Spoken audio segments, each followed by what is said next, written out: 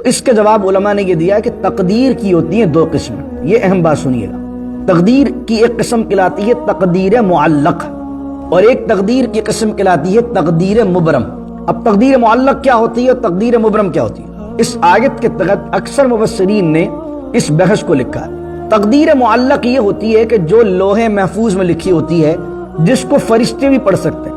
یعنی کسی کی تقدیر میں یہ بات لکھی ہوئی ہے کہ اس کی عمر جو ہے وہ 70 سال ہے اور 70 سال کی ایج میں آ کے وہ مر جائے گا. یا کسی کے بارے میں لکھا ہوا ہے کہ اس کا روڈ ایکسیڈنٹ ہوگا، روڈ ایکسیڈنٹ میں مر جائے گا. کسی کے بارے میں لکھا ہوا ہے کہ بھائی وہ اپنی زندگی میں 1 ملین تک بنا سکتا ہے یا $2 لاکھ ہی بنائے گا صرف پوری زندگی. اب معاملہ یہ ہوتا ہے کہ وہ معلق اس لیے کہلاتی ہے کہ اللہ کے علم میں اس معلق سے اوپر یہ ہوتا ہے کہ اگر یہ رشتہ داروں کے ساتھ صلہ رحمی کرے، اگر یہ فلاں اللہ کا ولی اس کے لیے دعا کر دے، تو اس کے لیے اس کی ایج ہم 70 سے بڑھا کر 80 کر دیں گے، یا اس کے ملین سے بڑھا کر 2 ملین رزق کر دیں گے. یا اس بیماری کے اندر جس میں اس کے بارے میں لکھا ہے کہ جناب یہ مر جائے گا، اگر فلاں یہ کام کر دے، صدقہ دے دے، تو یہ معاملہ ٹل جائے گا. تو معلق کا معنی ہوتا ہے کسی چیز پر ڈیپینڈنگ ہونا، کنڈیشنل ہونا. تو وہ چیز تقدیر معلق کہلاتی ہے. اور اللہ کے علم میں ہوتا ہے کہ اگر اس نے یہ کیا تو جناب اس کی عمر بڑھ جائے گی. پھر اس کی احادیث بھی تائید کرتی ہیں. احادیث کیا کہتی ہیں؟ میں نے بخاری کی روایت سنائی تھی ابھی آپ کو. نبی کریم صلی اللہ علیہ وسلم نے فرمایا، تم میں سے جو چاہے اس کی عمر بڑھ جائے اور تم میں سے جو چاہے اس کا رزق بڑھ جائے، اسے چاہیے کہ اپنے رشتہ داروں کے ساتھ صلہ رحمی کرے. یعنی رشتہ داروں سے صلہ رحمی کریں گے، روزی بھی بڑھے گی اور عمر بھی بڑھے گی. حالانکہ آلریڈی اللہ کے پاس تو عمر بھی لکھی ہوئی ہے، روزی بھی لکھی ہوئی ہے، لیکن وہ معلق میں کیا لکھا ہوتا ہے؟ معلق میں یہ کنڈیشن لگی ہوتی ہے کہ بھئی اس کی ایج 50 سال ہے، اگر رشتہ داروں کے ساتھ اس نے اچھا برتاؤ کیا تو اللہ 10 سال اس کے بڑھا دے گا. اور اگر اس نے صدقہ دیا تو اس کی ایج 50 سال لکھی ہوئی ہے، فلاں بیماری میں مرے گا، لیکن اگر اس نے فلاں کام اچھے کیے تو اللہ تعالیٰ اس بیماری سے اس کو شفا دے دے گا اور اس کی ایج بڑھا دے گا. ایک ہوتی ہے مبرم. اب مبرم کسے کہتے ہیں؟ یہ معلق کی تو میں نے آپ کو ڈیٹیل دے دی. مبرم اس کو کہتے ہیں وَاحْلُلْ عُقْدَةً مِّن لِّسَانِي يَفْقَهُوا قَوْلِي اللهم صل على سيدنا ومولانا محمد معدن الجود والكرم وآله وصحبه وبارك وسلم. وَلَقَدْ أَرْسَلْنَا رُسُلًا مِّن قَبْلِكَ وَجَعَلْنَا لَهُمْ أَزْوَاجًا وَذُرِّيَّةً وَمَا كَانَ لِرَسُولٍ أَن يَأْتِيَ بِآيَةٍ إِلَّا بِإِذْنِ اللَّهِ لِكُلِّ أَجَلٍ كِتَابٌ صدق اللہ مولانا العظیم. سورۃ الرعد کا لاسٹ رکوع ہے اور سورۃ الرعد کی آیت نمبر 38 سے آج کے درس کا آغاز ہے، اور 13 چیپٹر یعنی کہ 13ویں سپارے کے 12ویں رکوع کے آغاز کو ہم شروع کر رہے ہیں. فرمایا وَلَقَدْ أَرْسَلْنَا رُسُولًا مِّن قَبْلِكَ. مشرکین مکہ نے اعتراض کیا کہ اگر آپ اللہ کے نبی ہیں تو آپ تو بازاروں میں چلتے ہیں، نکاح کرتے ہیں، شادیاں کرتے ہیں، اور نبی تو یا تو فرشتوں میں ہوتا ہے یا شادیاں نہیں کرتا ہے، اس کے اولاد نہیں ہوتی ہے، وہ تو کوئی الگ ہی قسم کی مخلوق ہوتا ہے. تو اللہ نے فرمایا وَلَقَدْ أَرْسَلْنَا رُسُولًا مِّن قَبْلِكَ، اور تحقیق ہم نے بھیجے کئی رسول آپ سے پہلے. وَجَعَلْنَا لَهُمْ أَزْوَاجًا وَذُرِّيَّةً، اور ہم نے ان رسولوں کے لیے بھی بنائے بیویاں وذریہ اور اولاد. یعنی اس سے پہلے بھی جو انبیاء بھیجے ہیں انسانوں میں بھیجے ہیں، اور ان میں سے بھی اکثر انبیاء کی بیویاں بھی ہوئی ہیں اور اس کے علاوہ ان کی اولاد بھی ہوئی ہے. وما کان لرسول، ایک اور اعتراض یہ تھا کہ آپ فلاں معجزہ کیوں نہیں دکھاتے؟ حضور علیہ السلام کو کئی معجزات عطا فرمائے گئے، لیکن جس طرح میں نے بارہا سمجھایا ہے آپ کو کہ کفار ڈیمانڈ کرتے تھے اپنے مطلب کے معجزے کی، کیونکہ ایمان نہیں لانا تھا انہیں. تو اللہ فرما رہا وما کان لرسول ان یأتی بآیۃ، کسی نبی کے لیے اس کو یہ اختیار نہیں ہے کہ وہ لے آئے نشانی الا باذن اللہ، مگر اللہ کی اجازت سے. کوئی بھی نبی اپنے ذاتی اختیار سے معجزہ نہیں دکھاتا ہے، بلکہ اللہ نے جو اس کو اختیار دیا ہوتا ہے وہ اللہ کی اجازت سے ہی معجزہ دکھاتا ہے. لکل اجل کتاب، اور ہر چیز کی مقررہ مدت اللہ کے پاس لکھی ہوئی ہے. موت کب آنی ہے، قیامت کب آنی ہے، عذاب کب آنا ہے، معجزہ کب آنا ہے، ایک اللہ نے ٹائم فریم بنایا ہوا ہے، ایک اسکیجول سیٹ ہے اللہ کی طرف سے۔ معجزہ تمہاری ڈیمانڈ پر نہیں آئے گا، بلکہ جو وقت اللہ نے معجزہ دکھانے کا رکھا ہے اسی وقت آئے گا۔ عذاب تمہاری ڈیمانڈ پر نہیں آئے گا، جس وقت اللہ نے مقررہ مدت رکھی ہے عذاب کی اس وقت آئے گا۔ قیامت تمہاری ڈیمانڈ پر نہیں آئے گی، بلکہ جب اللہ نے مقررہ وقت لکھا ہے، لکل اجل کتاب، ہر ایک چیز کی مقررہ مدت اللہ کے پاس لکھی ہوئی ہے۔ اس زمانے کے اندر مشرکین یہ اعتراض کرتے تھے کہ حضور علیہ الصلوۃ والسلام شادیاں کیوں کرتے ہیں۔ اس زمانے کے اندر بھی مستشرقین جو ہیں اور اسلام پر جو اعتراض کرنے والے ہیں، وہ آج بھی اسی قسم کا اعتراض کرتے ہیں۔ وہ کہتے ہیں کہ رسول اللہ صلی اللہ علیہ وسلم کی کئی ازواج تھیں، تو معاذ اللہ آپ کے اندر وہ جو انسان میں ایک شہوت کا عنصر ہوتا ہے، معاذ اللہ آپ میں وہ کثرت سے تھا، اور اس لیے آپ نے یہ شادیاں شوقیہ کی، العیاذ باللہ تعالی۔ تو ایک مسلمان کو اس بارے میں آگاہی ہونی چاہیے، کیونکہ آپ ان ممالک میں رہتے ہیں، یقیناً جب اوپن ڈائلاگس ہوتے ہیں تو اس طرح کی باتیں بھی سننے کو ملتی ہیں، اور انسان کو اپنے پیغمبر کے بارے میں، مصطفیٰ جان عالم صلی اللہ علیہ وسلم کے بارے میں، ان کی سیرت کا یہ پہلو واضح ہونا چاہیے۔ پہلے تو اگر کوئی بائبل پر ایمان رکھنے والا آپ پر یہ اعتراض کرے تو اولڈ ٹیسٹیمنٹ میں حضرت داؤد کے لیے لکھا ہوا ہے کہ ان کی 100 بیویاں تھیں، اور حضرت سلیمان علیہ السلام کے لیے اولڈ ٹیسٹیمنٹ نے بائبل میں ہی لکھا ہوا ہے کہ ان کی 700 بیویاں تھیں اور 300 باندیاں تھیں، یعنی 1000 کے قریب جو ہے ان کے پاس عورتیں تھیں۔ تو بائبل پر اعتراض کرنے والا، یقیناً سلیمان علیہ السلام پر بھی ہمارا ایمان ہے، داؤد علیہ السلام پر بھی ہمارا ایمان ہے، لیکن اگر کوئی ہم سے ایک سوال کرتا ہے تو ہم اس سے کاؤنٹر کوسچن یہ کریں گے کہ ہم رسول اللہ کی 11 ازواج کے بارے میں تمہیں تفصیل دیں گے، پہلے تم بائبل کے اس کالم کے بارے میں بتاؤ جس میں جناب داؤد کے بارے میں 100 بیویاں لکھی ہوئی ہیں، یا جناب سلیمان علیہ السلام کے بارے میں 1000 بیویوں یا 1000 عورتوں کا معاملہ لکھا ہوا ہے۔ ہم تو یقیناً ان چیزوں کو نہ تکذیب کرتے ہیں نہ تصدیق کرتے ہیں، کیونکہ بائبل میں بہت ساری ایسی باتیں ملا دی گئی ہیں کہ جو باتیں بائبل کا حصہ نہیں تھی، بعد والوں نے اس کے اندر تحریفات کر دی ہیں۔ تو ہمیں کیا حکم ہے بائبل کا کہ اگر کوئی چیز قرآن سے نہ ٹکراتی ہو تو نہ اس کی تکذیب کرنی ہے نہ تصدیق کرنی۔ اب کوئی بائبل کا پڑھنے والا یعنی جیو یا کرسچن آپ سے بات کرتا ہے تو آپ کاؤنٹر کوسچن یہ کریں، لیکن اگر کوئی ایک عام آدمی مستشرق ہے، سیکولر ہے، لبرل ہے، وہ یہ بات کرتا ہے تو آپ اس کا جواب یہ دیں گے کہ اگر کوئی شخص شہوت کے لیے شادیاں زیادہ کرتا ہے تو وہ بھری جوانی میں کرتا ہے۔ حالانکہ نبی کریم صلی اللہ علیہ وسلم کی اگر آپ شادیوں کو دیکھیں تو انس بن مالک فرماتے ہیں حضور جان عالم صلی اللہ علیہ وسلم نے کل ٹوٹل جو ہے وہ 15 نکاح فرمائے ہیں، 15، ان میں سے 11 کی رخصتی ہوئی ہے، اور نبی کریم صلی اللہ علیہ وسلم نے جب وصال فرمایا ہے تو وصال کے وقت آپ کی جو ہے وہ 9 ازواج ایک ساتھ آپ کے نکاح میں جمع تھی، یعنی 15 نکاح ہوئے، 11 کی رخصتی ہوئی، 11 کی رخصتی ہونے کے بعد 9 جو ہے ازواج آپ کے نکاح میں اس وقت موجود تھیں جس وقت آپ کا وصال ہوا۔ شہوت کے لیے جو شخص شادی کرتا ہے وہ بھری جوانی میں کرتا ہے۔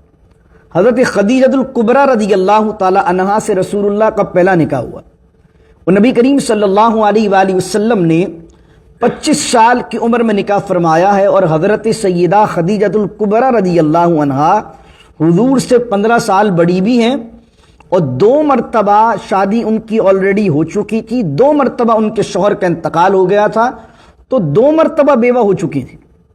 اگر جو شخص شہوت کے لیے کرتا ہے تو وہ تو جوانی میں کرتا ہے اور پھر کمانی سے کرتا ہے۔ رسول کریم صلی اللہ علیہ وسلم نے بھری جوانی میں 25 سال کی عمر کے اندر ایک ایسی باعزت و عفت مآب خاتون سے نکاح کیا جو بیوہ بھی ہیں 2 مرتبہ اور 15 سال بڑی بھی ہیں، اور پھر حضور نے ان کے ہوتے ہوئے کوئی دوسرا نکاح نہیں فرمایا۔ اور یہ حضور علیہ الصلوۃ والسلام کی میرج کب تک چلی ہے؟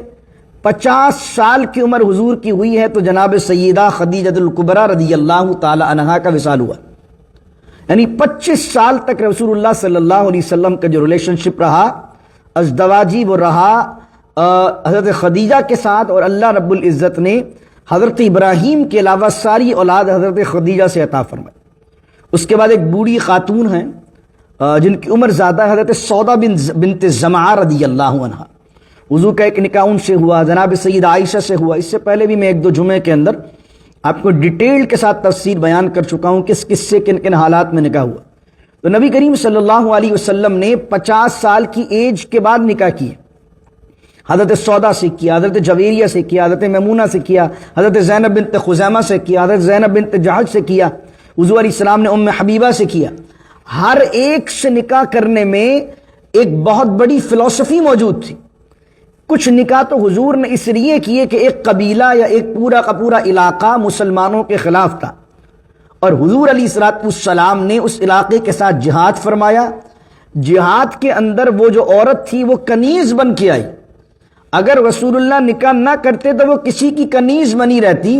حضور نے ان کے خاندانی شرف کو باقی رکھا کہ اب ہم جیت گئے ہیں اور یہ فلاں قبیلے کے سردار کی بیٹی ہے حضرت جویریہ. حضرت جویریہ رضی اللہ تعالی عنہ ایک یہودی علاقے کے اندر مسلمانوں نے جہاد کیا، جہاد کر کے فتح ہوا. وہ اس سردار کی بیٹی تھی، کنیز بن کے مسلمانوں کے پاس آئیں. تو رسول اللہ چاہتے تھے کہ یہ کنیز بن کر نہ رہیں، بلکہ حضور نے ان کی طرف نگاہ کا پیغام بھیجا، اور حضور نے اپنی زوجہ بنا کر تمام امت کے لیے ان کو ماں کا درجہ دے دیا. جب رسول اللہ نے ان سے سسرالی رشتہ قائم کر لیا تو اس کے بعد جتنے بھی مسلمان تھے انہوں نے اس تمام قبیلے کے غلاموں کو آزاد کر دیا کہ حضور کا اب ان سے سسرالی رشتہ ہو گیا ہے تو اب ہم حضور کے رشتہ داروں کو غلام نہیں بنائیں گے. اس وجہ سے اس پورے قبیلے کا بھلا ہوا اور وہ پورا قبیلہ اسلام لے آیا. اس کے علاوہ کئی نکاح اس طرح کے ہوئے کہ حضور علیہ السلام نے، حضرت سفیان کو دیکھ لیں. ابو سفیان جو ہیں ان کی جو بیٹی ہیں حضرت ابو سفیان رضی اللہ تعالی عنہ کی، ان کی بیٹی ام حبیبہ ہے. حضور علیہ السلام کے ایک وقت جو ہے اسلام کے سخت ترین دشمن تھے. حضور نے ان کی بیٹی سے نکاح فرمایا، لیکن جب رشتہ داری ہو گئی تو اب ان کے دل میں کوئی لچک پیدا ہوئی اور فتح مکہ کے دن اسلام لے آئے. تو حضور نے جو نکاح کیے ان کے پیچھے کچھ نہ کچھ فلسفی تھی. حضرت زینب بنت جحش سے جو نکاح فرمایا رسول اللہ نے، ان کا پہلا نکاح ہوا تھا زید بن حارثہ سے، اور زید بن حارثہ حضور کے منہ بولے بیٹے تھے. اور اللہ نے عرب سے یہ کلچر ختم کرنا تھا کہ منہ بولا بیٹا اصل بیٹے کی طرح نہیں ہوتا. تو اس لیے زید بن حارثہ نے جب جناب زینب کو طلاق دی تو اللہ نے آیت نازل فرمائی کہ پیارے اب تم زینب سے نکاح کرو، تاکہ وہ جو ایک کانسیپٹ عرب کے اندر تھا کہ منہ بولا بیٹا اصل بیٹے کی طرح ہوتا ہے، وہ تصور اور وہ تمام کا تمام معاملہ ختم کیا جائے. اللہ اکبر. ام حبیبہ کا کیسا نکاح ہوا؟ آپ تھی حبشہ کے اندر، حبشہ کے اندر موجود ہیں. تو حبشہ کے اندر جو بادشاہ نجاشی تھے جو ایمان لے آئے، انہوں نے جو ہے وہ مہر وہاں ادا کیا اور حضور کا وکیل بن کے نکاح وہاں کروایا، اور پھر ام حبیبہ کو رسول اللہ کی طرف بھیج دیا. یہاں سے ایک شرعی مسئلہ کیا نکلا کہ اگر لڑکا امریکہ میں ہے اور لڑکی پاکستان میں ہے تو ام حبیبہ کا جس طرح نکاح ہوا ہے اس طریقے سے اگر لڑکا جا نہیں پا رہا، کووڈ کی کوئی ریزن ہے، کوئی اور ریسٹرکشنز لگی ہوئی ہیں، تو لڑکا یہاں بیٹھے بیٹھے وہاں کسی کو اپنا وکیل بنا دے اور اس لڑکے کے بہاف پر وہ اس لڑکی سے اس کا نکاح کروا سکتا کہ بھائی میں وہ امریکہ میں جو فلاں بندہ بیٹھا ہوا ہے میں اس کا وکیل بن کر اس مہر کے عوض تم سے نکاح کرواتا ہوں، کیا تمہیں قبول ہے؟ وہ لڑکی اگر قبول کر لیتی ہے اس لڑکے کے وکیل کے بہاف پر تو نکاح ہو جائے گا، جیسے حضرت ام حبیبہ رضی اللہ تعالی عنہا کا ہوا. تو یہ سارے واقعات جو 50 سال کے بعد حضور نے شادیاں کی ہیں اس کے پیچھے ایک نہ کوئی ایک ریزن موجود ہے. سیدہ عائشہ کے لیے ایک عورت ہیں جو رسول اللہ کی زوجہ کنواری ہیں. باقی آپ سوچئے 11 ازواج ہیں آپ کی، 11 میں سے آپ کی 10 ازواج میں ایک بھی عورت کنواری نہیں ہے آپ کی. کوئی بیوہ ہیں، کوئی مطلقہ ہیں، یہ تمام ہی حضور علیہ السلام کے بارے میں جو مستشرقین کہتے ہیں شہوت کے لیے کوئی کرتا ہے، اور جس کو اللہ رب العزت نے اتنی عزت دی ہو، جس کو اللہ نے اس کی ظاہری حیات میں اتنے علاقے اس کے قبضے میں آ گئے ہوں، تو وہ تو نوجوان لڑکیوں کو ڈھونڈتا ہے. ایک عام آدمی کی بات کر رہا ہوں، وہ نوجوان لڑکیوں کو ڈھونڈتا ہے. ان نوجوان لڑکی کنواری دوشیزاؤں سے شادی کرتا ہے. لیکن نبی کریم صلی اللہ علیہ وسلم 50 سال تک ایک بیوی کے ساتھ جو کہ 15 سال بڑی بھی ہیں اور اس کے علاوہ 2 مرتبہ بیوہ بھی ہیں، 25 سال تک ان کے ساتھ رہتے ہیں. اور 50 سال کے بعد جب آپ نکاح کرتے ہیں ان میں سے بھی 10 وہ ہیں کہ جو بیوہ ہیں یا مطلقہ ہیں. سیدہ عائشہ کنواری ہیں. سیدہ عائشہ سے نکاح کیوں کیا کم عمری میں؟ اس کا ریزن یہ ہے کہ عورت اگر زیادہ عمر کی ہو یا پہلے سے کسی شوہر کے پاس سے وقت گزار کر آئی ہو تو اس کی طبیعت میں اپنے پاسٹ کی کچھ عادتیں، اطوار، ہیبٹس موجود ہوتی ہیں، تو یقیناً وہ پورا مکمل طور پر ایڈاپٹ نہیں کر پاتی ہے نئے کلچر کو۔ ایک عورت ہے جس کی 30-35 سال میں شادی ہوئی ہے، تو ایک 30-35 سالہ زندگی اس نے اپنے گھر پر گزاری، اس کے ایک مزاج، اس کی ایک ہیبٹ سیٹ ہو گئی، تو اب جب بھی وہ کسی اور گھر میں جائے گی 100% ایڈopشن نہیں کر پائے گی اس کی کلچر کی، وہاں کی تہذیب کی، وہاں کی روایات کی۔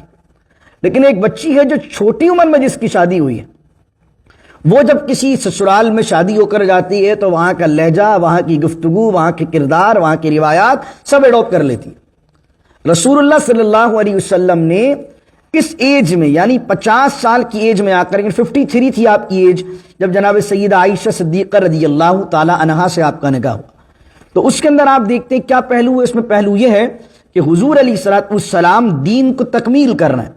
اب کوئی حضور کی زندگی میں ایسی شخصیت ہونی چاہیے کہ صحابہ مسجد نبوی کے معاملات جانتے ہیں، لیکن حضور کے دروازے کے پیچھے گھر میں معاملات کیا ہیں صحابہ وہ نہیں جانتے۔ کوئی ایک ایسی ہستی ہونی چاہیے جو رسول اللہ کی عادت و اطوار کو 100% ایڈاپٹ کرے، اور حضور کی نجی زندگی جو گھریلو زندگی ہے اس کو بھی امت تک بیان کرے، کیونکہ وہ ہستی پیغمبر کی ہستی ہیں، ان کی زندگی کا ہر عمل ہمارے لیے نمونہ حیات ہے۔ تو حضور کی ایک تو تھی معاشی اور سوشل لائف جس کو صحابہ نے روایت کیا، جس کو ابو ہریرہ بیان کرتے ہیں، جس کو ابو بکر بیان کرتے ہیں، جس کو نبی کریم صلی اللہ علیہ وسلم کے دیگر اصحاب بیان کرتے ہیں۔ لیکن ایک تھی حضور کی فیملی لائف، اس کو کون بیان کرے گا؟ وہی شخص بیان کرے گا جو حضور کے ساتھ، جس نے خلوت میں رہا ہو، جس نے رسول اللہ کے ساتھ دن بھی گزارا ہو، جس نے حضور کے ساتھ راتیں بھی گزاری ہوں، جس سے معلوم ہو کہ حضور تہجد میں اٹھ کر کیا کرتے تھے، حضور تہجد کی نماز کیسے پڑھتے تھے، حضور کی رات کے کس حصے میں آرام کرتے تھے، کس رات کے حصے میں اٹھ کر کیا دعا مانگتے تھے۔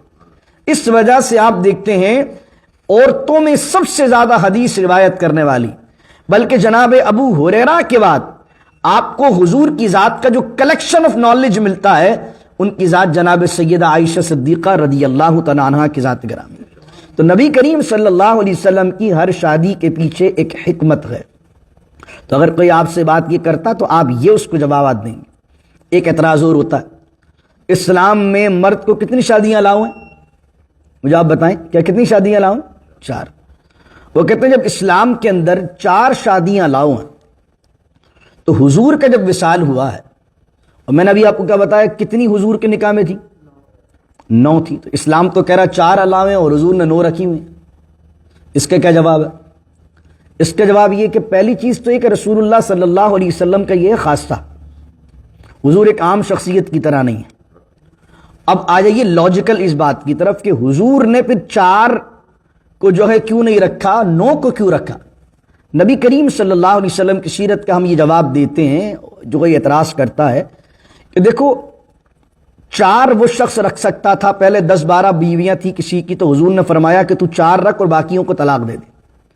اس کا ریزن یہ تھا کہ جن کو وہ طلاق دے گا وہ کہیں اور بھی نکاح کر سکتی ہیں، لیکن نبی کی جو بیویاں ان کے بارے میں قرآن کہتا النبی اولا بالمؤمنین من انفسہم وازواجہ امہاتہم، یہ جو نبی ہیں یہ مومنوں کی جانوں سے زیادہ قریب ہیں، اور یہ جو نبی کی بیویاں ہیں یہ ساری امت کی مائیں ہیں۔ اس وجہ سے ہم کیا کہتے ہیں؟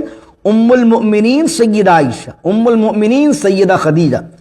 تو جب وہ ساری امت کی مائیں ہیں تو اولاد کا نکاح ماں سے نہیں ہو سکتا۔ رسول اللہ صلی اللہ علیہ وسلم کی ظاہری حیات کے بعد بھی، یعنی وصال باکمال کے بعد بھی، آپ کی بیوی کا کسی اور شخص سے نکاح کرنا جائز ہی نہیں ہے۔ اور ایک عام مسلمان کی بیوی بیوہ ہونے کے بعد بھی اور طلاق ہونے کے بعد بھی کہیں اور نکاح کر سکتی ہے۔ تو اگر کوئی اور عورت جو عام مرد سے نکاح کر رہی ہے وہ طلاق اور بیوہ ہونے کے بعد کہیں اور نکاح نہیں کر سکتی تو یہ اس پر ظلم ہوتا، لیکن اللہ نے اسے اجازت دی۔ لیکن پیغمبر صلی اللہ علیہ وسلم کی حکم کیا دیا کہ آپ کو اپنے نکاح سے کسی بیوی کو نہیں نکالنا، کیونکہ یہ تو ظلم ہو جائے گا کہ آپ اپنے نکاح سے بھی نکال دیں اور وہ کہیں اور بھی نکاح نہ کر سکیں۔ اس لیے جو رسول اللہ کے عقد میں آئیں، جو حضور کے نکاح میں آئیں، وہ اپنی آخری سانس تک حضور کی نسبت سے ہی ام المؤمنین کہلائیں۔ تو اس وجہ سے حضور نے 9 میں سے کسی کو چھوڑا نہیں، کیونکہ عام آدمی چھوڑتا ہے تو وہ عورت کہیں اور نکاح کر لیتی ہے، حضور چھوڑتے تو وہ تو کہیں اور نکاح بھی نہیں کر سکتی تھی، اس لیے رسول اللہ صلی اللہ علیہ وسلم نے انہیں عقد میں باقی رکھا تاکہ قیامت تک کے لیے جب بھی ان کا نام نامی آئے ساری امت ان کو اپنی ماں کے نام سے جانے، اپنی ماں کے نام سے پہچانے۔ بلکہ امہات المؤمنین کی وہ عظمت ہے کہ ہم جن ماؤں سے پیدا ہیں ہماری ماؤں کی عظمت ان کی چادروں پر قربان، وہ امہات المؤمنین ہیں۔ تو یہ چیزیں حضور کی سیرت کی ہیں، ہمیں حضور کی سیرت کا اتنا مطالعہ ہونا چاہیے کہ اگر کوئی ان چیزوں پر اعتراض کرے، دیکھیں نا لاجیکل بات ہے کہ ایک جگہ 4 جائز ہیں تو 9 کیوں ہیں؟ کوئی کہے کہ بھئی 11 شادیاں کیوں کر لیں؟ اس طرح کی باتیں ہوتی ہیں۔ تو جو جن کے موٹے دماغ ہوتے ہیں، جنہوں نے شریعت کو ڈیپلی نہیں پڑھا ہوتا اور اسلام کی فلسفی کو سمجھا نہیں ہوتا، تو وہ خود مشکوک ہو جاتے ہیں، ان کے خود کے دل میں شک پیدا ہو جاتا ہے اور پھر وہ ایتھیزم کی طرف چلے جاتے ہیں۔ تو یہ چیزیں ہمیں اپنے بچوں کو، نئی نسل کو سمجھانا ضروری ہے، کیونکہ اب سوشل میڈیا کا دور ہے۔ یہ اعتراضات جو پہلے کتابوں میں لکھے ہوتے تھے اب باقاعدہ اس کے کلپس بنے ہوئے آتے ہیں، اس پر سوشل میڈیا پر تحریک چلائی جاتی ہے اور ڈائریکٹ جو ہے وہ بلا واسطہ نبی کریم صلی اللہ علیہ وسلم کی سیرت پر اعتراض کیا جا رہا ہوتا ہے۔ اگلی بات سنیے، یہ بھی بڑی اہم ہے۔ اس آخری رکوع کے اندر 2-4 چیزیں ایسی ہیں کہ جو بہت زیادہ اہمیت سے تعلق رکھتی ہیں۔ اللہ کہتا ہے کہ ہر چیز اس کے پاس ایک مقررہ مدت میں لکھی ہوئی ہے۔ اب اللہ فرماتا ہے یمحو اللہ ما یشاء ویثبت وعنده ام الکتاب۔ یہ ایک لائن ہے صرف، لیکن اس لائن پر پوری کتابیں لکھی گئی ہیں۔ اللہ جسے چاہتا ہے مٹا دیتا ہے، ویثبت، اور جسے چاہتا ہے باقی رکھتا ہے، وعنده ام الکتاب، اور اس کے پاس سب کچھ لکھا ہوا ہے ام الکتاب میں۔ کس میں لکھا ہوا ہے؟ ام الکتاب میں۔ اب یہ ام الکتاب کیا ہے؟ اللہ مٹاتا کیا ہے؟ اللہ باقی کیا رکھتا ہے؟ بھئی مٹاتا تو وہ ہے جس نے غلط لکھ دیا ہو، یا جس نے بھول سے لکھ دیا ہو، یا جس کو فیوچر کا پتہ نہ ہو، وہی مٹائے گا نا۔ یار میں نے یہ 2 سال کے لیے لکھا تھا، اس کو مٹا دو اور اب یہ لکھ دو۔ تو مشرکین نے اور یہودیوں نے اعتراض کیا کہ آپ یہ کہتے ہیں کہ آپ وہی دین لے کر آئیں جو جناب موسیٰ لے کر آئے تھے، آپ وہی دین لے کر آئیں جو جناب عیسیٰ لے کر آئے تھے، تو پھر وہ کتابیں جب آلریڈی موجود ہیں تو پھر اس قرآن کی کیا ضرورت تھی؟ توریت بھی اللہ کی کتاب ہے نا، تو توریت کافی تھی۔ انجیل بھی اللہ کی کتاب ہے تو انجیل کافی تھی۔ آپ یہ قرآن لے کر کیوں آئیں جب وہ بھی اللہ کی کتابیں تھی؟ تو اللہ رب العزت نے اس کا بات کا جواب دیا کہ ہر چیز کے لیے ایک مقررہ مدت ہے۔ اللہ نے ایک پرٹیکولر مدت تک ان کتابوں کا معاملہ رکھا، ان کے احکامات کو باقی رکھا، اور اللہ رب العزت نے اب جو نئے احکام بھیجے ہیں وہ قرآن کے ذریعے بھیجے ہیں۔ ایک تو یہ جواب یہ دے دیا۔ دوسرا جو بات بیان فرمائی گئی ہے وہ بات یہاں پر ایک تقدیر کی بحث کی گئی ہے اس آیت کے تحت، وہ سمجھنی بڑی ضروری۔ جب تقدیر کے اندر سب کچھ لکھا ہوا ہے تو پھر دعا کی ضرورت کیا ہے؟ ایک سوال یہ ہوتا ہے کہ ایک آدمی کے لیے لکھا ہوا ہے کہ بھئی یہ بیمار ہوگا، مر جائے گا، اس آپ دعا کرواتے ہیں، مفتی صاحب امام صاحب دعا کر دیں اللہ اس کو شفا دے دے۔ بھائی اس کو مرنا ہے تو شفا نہیں ہوگی، مر جائے گا، تو یہ دعا کیوں ہے؟ تو اس کا جواب علماء نے یہ دیا کہ تقدیر کی ہوتی ہیں 2 قسمیں۔ یہ اہم بات سنیے گا، تقدیر کی ایک قسم کہلاتی ہے تقدیر معلق، اور ایک تقدیر کی قسم کہلاتی ہے تقدیر مبرم۔ دونوں تقدیروں کو یا تو تقدیر مبرم یا تقدیر غیر مبرم کہتے ہیں، یا تقدیر غیر مبرم کو معلق کہتے ہیں اور تقدیر مبرم۔ اب تقدیر معلق کیا ہوتی ہے اور تقدیر مبرم کیا ہوتی ہے؟ اس آیت کے تحت اکثر مفسرین نے اس بحث کو لکھا ہے۔ تقدیر معلق یہ ہوتی ہے کہ جو لوح محفوظ میں لکھی ہوتی ہے، جس کو فرشتے بھی پڑھ سکتے ہیں، یعنی کسی کی تقدیر میں یہ بات لکھی ہوئی ہے کہ اس کی عمر جو ہے وہ 70 سال ہے اور 70 سال کی ایج میں آ کے وہ مر جائے گا، یا کسی کے بارے میں لکھا ہوا ہے کہ اس کا روڈ ایکسیڈنٹ ہوگا، روڈ ایکسیڈنٹ میں مر جائے گا، کسی کے بارے میں لکھا ہوا ہے کہ بھائی وہ اپنی زندگی میں 1 ملین تک بنا سکتا ہے یا 2 لاکھ ڈالر ہی بنائے گا صرف پوری زندگی میں۔ اب معاملہ یہ ہوتا ہے کہ وہ معلق اس لیے کہلاتی ہے کہ اللہ کے علم میں اس معلق سے اوپر یہ ہوتا ہے کہ اگر یہ رشتہ داروں کے ساتھ صلہ رحمی کرے، اگر یہ فلاں اللہ کا ولی اس کے لیے دعا کر دے، تو اس کے لیے اس کی ایج ہم 70 سے بڑھا کر 80 کر دیں گے، یا اس کے ملین سے بڑھا کر 2 ملین رزق کر دیں گے، یا اس بیماری کے اندر جس میں اس کے بارے میں لکھا ہے کہ جناب یہ مر جائے گا، اگر فلاں فلاں یہ کام کر دے، صدقہ دے دے تو یہ معاملہ ٹل جائے گا۔ تو معلق کا معنی ہوتا ہے کسی چیز پر ڈیپینڈنگ ہونا، کنڈیشنل ہونا، تو وہ چیز تقدیر معلق کہلاتی ہے۔ اور اللہ کے علم میں ہوتا ہے کہ اگر اس نے یہ کیا تو جناب اس کی عمر بڑھ جائے گی۔ پھر اس کی احادیث بھی تائید کرتے ہیں۔ احادیث کیا کہتی ہیں؟ میں نے بخاری کی روایت سنائی تھی ابھی آپ کو، نبی کریم صلی اللہ علیہ وسلم نے فرمایا تم میں سے جو چاہے اس کی عمر بڑھ جائے اور تم میں سے جو چاہے اس کا رزق بڑھ جائے، اسے چاہیے کہ اپنے رشتہ داروں کے ساتھ صلہ رحمی کرے۔ یعنی رشتہ داروں سے صلہ رحمی کریں گے، روزی بھی بڑھے گی اور عمر بھی بڑھے گی۔ حالانکہ آلریڈی اللہ کے پاس تو عمر بھی لکھی ہوئی ہے، روزی بھی لکھی ہوئی ہے، لیکن وہ معلق میں کیا لکھا ہوتا ہے؟ معلق میں یہ کنڈیشن لگی ہوتی ہے کہ بھئی اس کی ایج 50 سال ہے، اگر رشتہ داروں کے ساتھ اس نے اچھا برتاؤ کیا تو اللہ 10 سال اس کے بڑھا دے گا، اور اگر اس نے صدقہ دیا تو اس کی ایج 50 سال لکھی ہوئی ہے، فلاں بیماری میں مرے گا، لیکن اگر اس نے فلاں کام اچھے کیے تو اللہ تعالیٰ اس بیماری سے اس کو شفا دے دے گا اور اس کی ایج بڑھا دے گا۔ ایک ہوتی ہے مبرم۔ اب مبرم کسے کہتے ہیں؟ یہ معلق کی تو میں نے آپ کو ڈیٹیل دے دی۔ مبرم اس کو کہتے ہیں جس کے بارے میں کسی کو خبر نہیں ہوتی، فرشتوں کو بھی خبر نہیں ہوتی، اس کو کہتے ہیں ام الکتاب۔ ایک لوح محفوظ ہے، اور لوح محفوظ سے بھی ایک اوپر کی چیز ہے، اس کو کہتے ہیں ام الکتاب، کتاب کی جڑ، کتاب کی اصل۔ ام الکتاب کیا ہے؟ علم الہی۔ اب اللہ کے علم میں تو کوئی گھس نہیں سکتا نا۔ ایک تو لوح محفوظ کے اندر ہے جو معلق لکھی ہوئی ہے، علم الہی میں بات لکھی ہوتی ہے پہلے ہی، یعنی معلق سب دیکھ رہے ہوتے ہیں کہ 60 میں مر جائے گا، لیکن مبرم میں یہ بات لکھی ہوتی ہے کہ 60 میں مر جائے گا، لیکن اپنے ارادے سے یہ اپنے رشتہ داروں کے ساتھ بھلائی کرے گا تو اللہ تعالیٰ 10 سال اس کے بڑھا دے گا۔ تو جو مبرم کی چیزیں وہ ہلتی نہیں ہیں، وہ اپنی جگہ اٹل رہتی ہیں، اس میں ایک چیز انچ آگے نہ بڑھ سکتی ہے نہ پیچھے آ سکتی ہے۔ جیسے اللہ نے کسی قوم پر عذاب مقرر کر دیا ہے تو جناب لوط علیہ السلام نے دعا کی تھی کہ عذاب ٹل جائے۔ ابراہیم علیہ السلام کے بعد جب فرشتے آئے تھے تو انہوں نے بھی دعا کی تھی، تو چونکہ وہ معلق نہیں تھا، اگر معلق یہ ہوتا کہ ابراہیم علیہ السلام کی دعا اگر کریں گے تو ہم عذاب ہٹا دیں گے تو یہ معلق ہو جاتی، لیکن علم الہی میں مبرم میں یہ بات لکھی ہوئی تھی کہ اب یہ فیصلہ اٹل ہو گیا ہے، جس کی خبر نہ فرشتوں کو ہوتی ہے نہ انبیاء کو ہوتی ہے، مبرم کی خبر۔ تو اللہ تعالیٰ اسی کے بارے میں فرما رہا ہے یمحو اللہ ما یشاء، اللہ جسے چاہتا ہے مٹا دیتا ہے۔ کہاں سے مٹا دیتا ہے؟ تقدیر معلق میں سے۔ یعنی اگر ایک آدمی نے بھلائی کی، نیکی کی، 60 سال لکھے ہوئے تھے، اللہ نے تقدیر معلق سے مٹا دیا، وَيُثْبِتُ، اور کہاں باقی رکھا 70 سال کو؟ تقدیر مبرم کے اندر باقی رکھا۔ قرآن بھی اس کی تائید کرتا ہے، قرآن کہتا ہے وَمَن يَتَّقِ اللَّهُ يَجْعَل لَّهُ مَخْرَجًا، اور جو تقوی اختیار کرے، جو متقی ہو، اللہ اس کے لیے نکلنے کا پریشانیوں سے راستہ بنا دیتا ہے۔ وَيَرْزُقْهُ مِنْ حَيْثُ لَا يَحْتَسِبُ، اور اللہ تعالیٰ ایسی جگہ سے اسے روزی دیتا ہے جہاں اس کا گمان بھی نہیں ہوتا۔ یعنی اللہ نے روزگار کے معاملات کو، فائنینشلی معاملات کو تقوی پر ڈیپینڈ کروایا۔ یعنی متقی تم ہو جاؤ گے تو اللہ ایسی جگہ سے روزی دے گا کہ تمہارا ذہن بھی نہیں ہوگا کہ وہاں سے میری روزی ہو جائے گی، وہاں سے اللہ تعالیٰ مجھے رزق کی فراوانی عطا کرے گا۔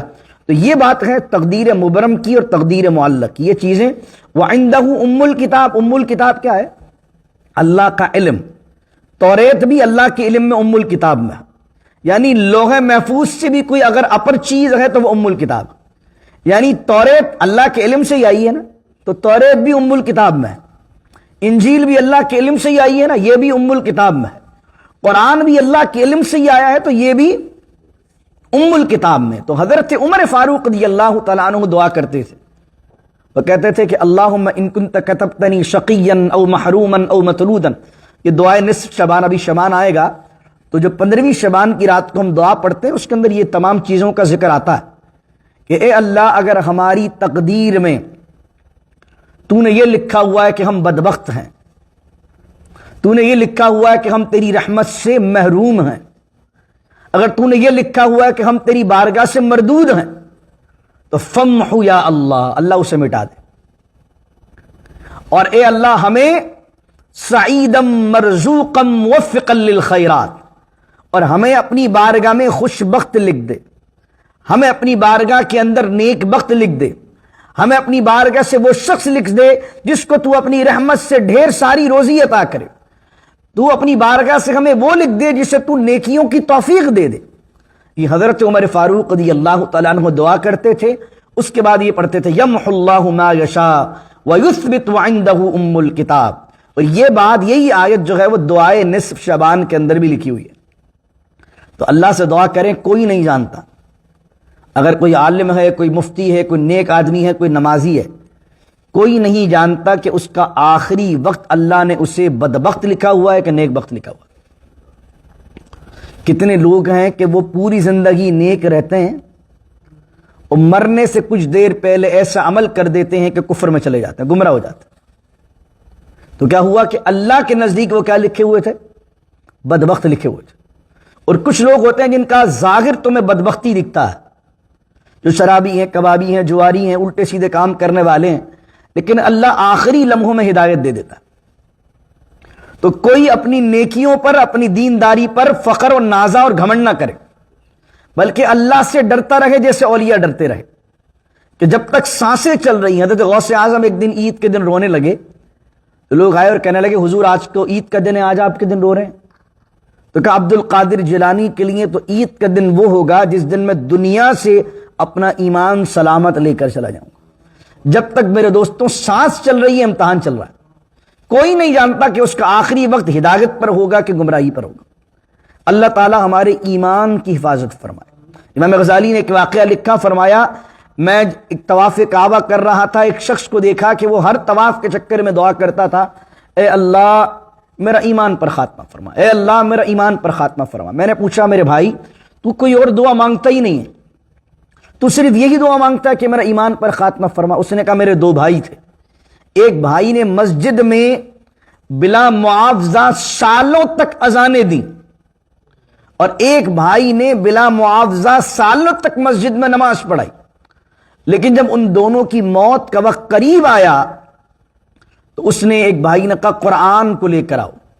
ہم سمجھے کہ قرآن سے برکت لے گا، قرآن کو ہاتھ میں لے کر کہا کہ اس میں جتنے بھی احکامات ہیں میں سب سے بیزار ہوں اور میں کفر اختیار کرتا ہوں، اور مرنے سے پہلے کافر ہو کر مرا۔ دوسرے بھائی نے بھی ہمیں بلا کر کہا تم سب گواہ ہو جاؤ میں دین سے، اسلام سے بیزار ہوں، اس کا خاتمہ بھی جو ہے وہ کفر پر ہوا۔ تو امام غزالی فرماتے ہیں میں نے اس سے پوچھا کہ تیرے بھائیوں نے تو بلا معاوضہ اذانیں دی تھی، تیرے بھائیوں نے تو بلا معاوضہ نمازیں پڑھائی تھی، تو آخر ایسے لوگ جن کی زندگیاں مسجدوں میں گزری ہیں ان کے ساتھ ایسا معاملہ کیوں؟ تو امام غزالی فرماتے ہیں وہ شخص کہنے لگا کہ میرا ایک بھائی جو ہے وہ چھوٹی عمر کے لڑکوں میں دلچسپی لیتا تھا، تو اس گناہ کی وجہ سے اللہ رب العزت نے آخری وقت میں اس کے ایمان کو سلب کر لیا۔ اب یہ دیکھیے کہ جو بندہ اذانیں دے رہا ہے، جو بندہ نمازیں پڑھا رہا ہے، اس کا بھی پتہ نہیں ہے کہ وقت پر اس کا خاتمہ کیسا ہوگا۔ تو میں اور آپ کیا لکھوا کیا ہے؟ اگر ہم نے لوگوں کے ساتھ چیٹ کیا ہوگا، فراڈ کیا ہوگا، دھوکہ دیا ہوگا، لوگوں کو تکلیفیں پہنچائی ہوں گی، گناہوں کو ہلکا سمجھا ہوگا، اور آپ سمجھتے ہیں کہ ہماری اذانیں، ہماری نمازیں اور ہماری یہ تمام کام ہمیں بچا لیں گے، تو کوئی لکھوا کے نہیں آیا کہ آخری وقت اس کا معاملہ کیا ہوگا۔ اللہ نہ کرے، اللہ نہ کرے ایمان آدمی کا چلا جائے تو اب یہ سارے اعمال دھرے کے دھرے رہے۔ ایمان چلا گیا تو کیا اذانیں اور کیا نمازیں اور کیا حج اور کیا زکاتیں؟ ایمان ہے تو یہ اعمال ہیں، اعمال نہیں، جب بیس ہی نکل گئی تو بلڈنگ کہاں کھڑی کر رہے ہیں آپ؟ تو اللہ سے دعا مانگیے۔ وہ حضرت عمر جن کے بارے میں رسول اللہ نے فرمایا کہ جس راستے سے وہ گزرتے ہیں شیطان گزرتا ہوا پناہ مانگتا ہے، وہ دعا کر رہے ہیں کہ رو رو کے طواف کعبہ کرتے ہوئے، الہی اگر میرے معاملے میں تقدیر میں یہ لکھا ہے کہ میں مردود ہوں، میں محروم ہوں تیری رحمت سے، میں بدبخت ہوں، الہی مٹا دے اس کو تیری رحمت سے، کیونکہ یمحو اللہ ما یشاء، تو جسے چاہتا ہے مٹا دیتا ہے، ویثبت، اور تو جسے چاہتا ہے باقی رکھتا ہے، وعندہ ام الکتاب، اور تیری بارگاہ میں ام الکتاب میں سب کچھ لکھا ہوا ہے۔ اللہ اکبر۔ قاضی ثناء اللہ پانی پتی نے تفسیر مظہری میں لکھا ہے، انہوں نے اپنی تفسیر میں لکھا، حضرت مجدد الفسانی ایک بہت بڑے بزرگ گزرے، وہ کہتے ہیں حضرت مجدد الفسانی کے دو بیٹے تھے، وہ ایک استاد کے پاس قرآن پڑھتے تھے، اور وہ بندہ مسجد کا امام بھی تھا اور بہترین حافظ قرآن بھی تھا، لیکن حضرت مجدد الفسانی رحمۃ اللہ علیہ اس آیت کے تحت یہ واقعہ لکھا، انہوں نے کہا کہ مجدد الفسانی نے اب دیکھا اور لکھا اپنے بیٹوں کو، کہا بیٹا میں نے تمہارے استاد کی پیشانی پر बदबख्त लिखा हुआ देखा। यकीन अल्लाह वालों की निगाह होती है, और हज़रत मुजद्दिद अल-अफ़सानी की तो क्या ही बात है, शाह नक्शबंद हैं वो, और तमाम मसालिक उनको बड़ी इज्जत की निगाह से देखते हैं। तो उनके बच्चों ने कहा हमारे उस्ताद जी के लिए दुआ कर दें। तो हज़रत मुजद्दिद अल-अफ़सानी रहमतुल्लाह अलैह ने उनके लिए दुआ की कि अल्लाह रब्बुल इज़्ज़त अपना करम फरमा, ये बंदा अबू ताहिर नाम था उनके बच्चों के उस्ताद का, कहा ये तेरे दीन की खिदमत करने वाला है और मेरे बच्चों को तालीम कुरान देता है, तालीम देता है, तो तू अपने नेक बंदों में से शामिल फरमा। तो हज़रत मुजद्दिद ने गिड़गिड़ा कर अल्लाह की बारगाह में उनके लिए दुआ की, तो अल्लाह रब्बुल इज़्ज़त ने फिर अबू ताहिर को खुशबख्तों में, नेककारों में शामिल फरमाया। किसी का नहीं पता कौन बदबख्त लिखा हुआ अल्लाह की बारगाह में और कौन बंदा जो है खुशबख्त लिखा हुआ है। तो अल्लाह से डरते रहें, अपनी इबादत पर, अपनी रियाजत पर, अपनी नेकोकारी पर, अपनी दाढ़ियों पर, अपने जुब्बों पर घमंड ना करें किसी पर, किसी को हकीर ना समझें कि मैं बड़ा नेक हूं और ये हकीर है, क्योंकि कोई बईद नहीं है कि तुम बदबख्ती की तरफ चले जाओ और अल्लाह ताला उसको हिदायत दे दे और नेक रास्ते की तरफ आ जाए।